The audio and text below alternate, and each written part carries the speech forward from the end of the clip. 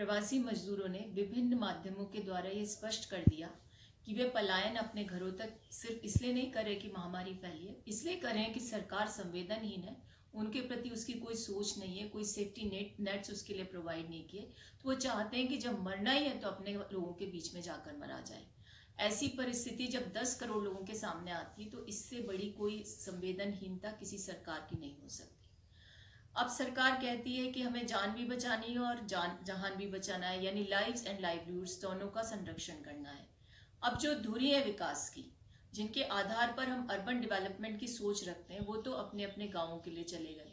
इससे 3 चीजें होने वाली हैं। एक तो जो WHO और एम्स के डायरेक्टर कह रहे हैं कि जून का महीना देश में इस पेंडेमिक के सर्च का समय होगा, तो ये जो पलायन करने वाले मजदूर हैं जब अपने गाँव को जाएंगे तो इसका सीधा तात्पर्य होगा कि जो सेफ एरियाज हैं, ग्रामीण क्षेत्र है, वहां भी संक्रमण की संभावनाएं चरम पर होंगी। दूसरी बात ये कि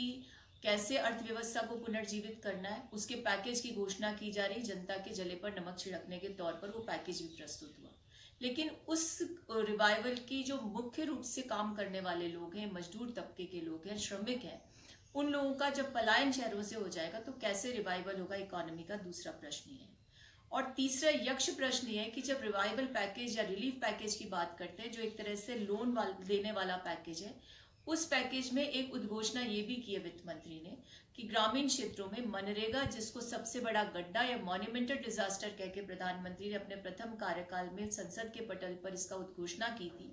उसके मानव दिवसों को 40 से 50% बढ़ाकर इनको वहीं इनके निवास स्थान पर रोजगार देने की कवायद शुरू होगी।